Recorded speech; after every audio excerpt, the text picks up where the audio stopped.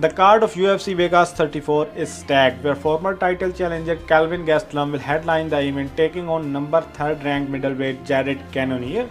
With a badass main event, we have a few more promising fights stacked in the card that you shouldn't miss. People gonna bleed, it's gonna get cut open, and somebody might die. Here you will get a quick preview of the card and every detail you need to know before watching the event. So hello everyone and welcome to the Fight Book. 6 fights are stacked in the main card and 6 in the prelims. Since there is no big name fighting in the prelims, so if any main card fight gets cancelled due to any reason, a featherweight bout between Austin Lingo versus Luis Saldana will replace it, or we would have to make do with just 5 fights in the main card. Saldana is on a 5-fight win streak with a professional record of 15 wins and 6 losses. He successfully won his UFC debut back in April 2021 and now he's coming to extend his win streak to 6. Lingo is on the other hand also coming off a unanimous decision win, which was his first victory in the octagon after losing his UFC debut in February 2020. That was his long career loss and now his MMA record is 8 wins and 1 loss. Another notable name in the prelims is Josiane Nunes. I know what you're thinking. This was the first thought that came into my mind when I saw her surname, but no, she's not related to our double champ. Main card is supposed to kick off with a top-ranked flyweight matchup between number 3rd ranked Alexandre Pantoja versus number 6 Brandon Royval. 31-year-old Pantoja is a former RFA flyweight champion who started his MMA career in 2007. He was the runner-up on the Ultimate Fighter 24 in 2016.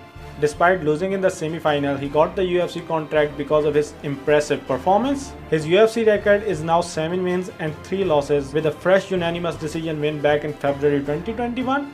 The man is definitely the biggest danger for our current champ as he has 2 victories over him. First by a submission in the first round of the Ultimate Fighter 24 and second by a unanimous decision in the UFC in May 2018.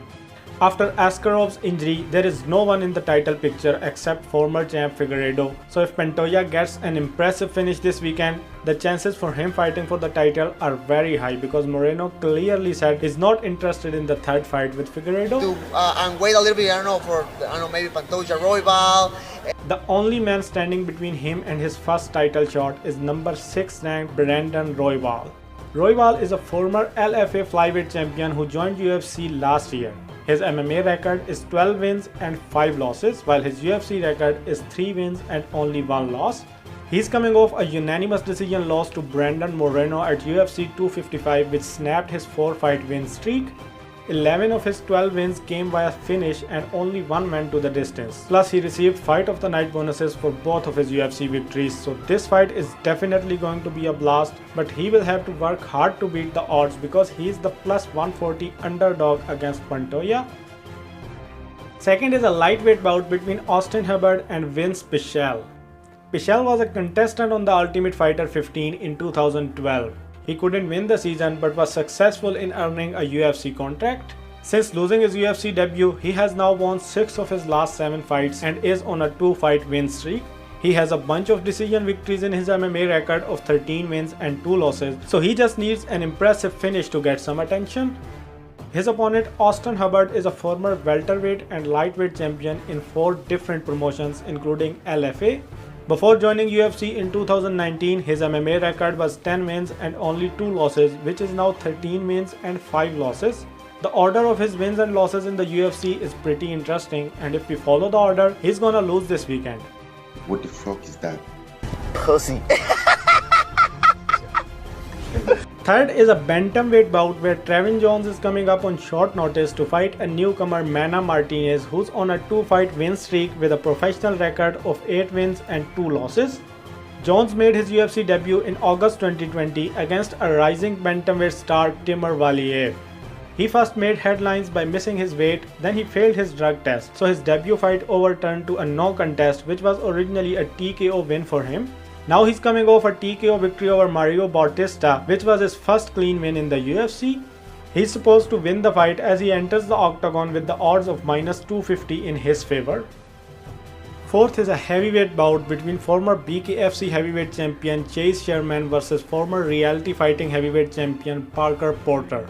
Sherman joined UFC in 2016 and won just 2 of his 7 UFC fights before UFC cut him. He won 3 straight in island fights to get another chance to fight for the promotion, and he is now again 1-1 in the UFC with the recent unanimous decision loss to Andrei Arlovski. His opponent Parker Porter is also 1-1 in the UFC and is coming off a unanimous decision win over Josh Parisian. He's plus 150 underdog with his professional record of 11 wins and 6 losses. The co-main event is a lightweight bout between the veteran Clay Guida versus the undefeated Mark Madsen. Guida is a former Strikeforce lightweight champion who joined UFC in 2006. Though he's been fighting for the promotion for 15 years and has victories over some of the top names like Nate Diaz, Anthony Pettis, BJ Penn and RDA, he has never fought for the title, and as he's now 39 years old, it is not likely ever going to happen. He holds the professional record of 36 wins and 20 losses, while his UFC record is 16 wins and 14 losses. He's coming off a unanimous decision win over Michael Johnson in February 2021. His opponent Mark Madsen is a 4-time Olympic medalist at the World Wrestling Championship.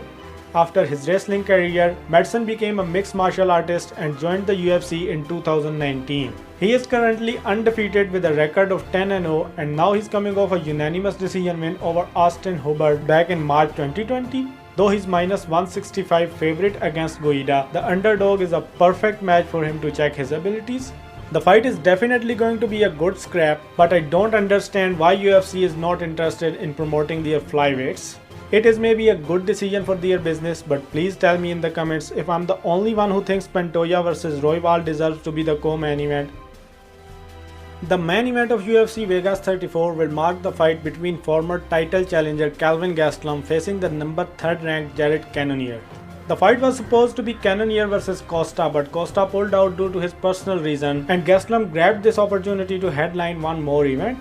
Kelvin Gastelum is one of the most popular fighters in the UFC middleweight division. He joined the UFC in 2013 by winning the Ultimate Fighter 17 middleweight tournament. He did a very good job in his early UFC career and went 10-3 in the promotion to earn his first and only title shot at UFC 236. He lost that interim championship fight to Israel Adesanya in an outstanding fight which was Fight of the Year in 2019.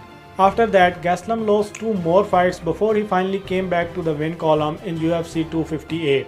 His career is on a downward spiral as he's won 4 in his past 5 and coming off a unanimous decision loss to Robert Whittaker back in April 2021. So at this stage of his career, he cannot take another loss because if it happens, he will lose his reputation as a good fighter, and there will be only one way of him headlining another fight night, and that is if Costa pulls out of his next fight.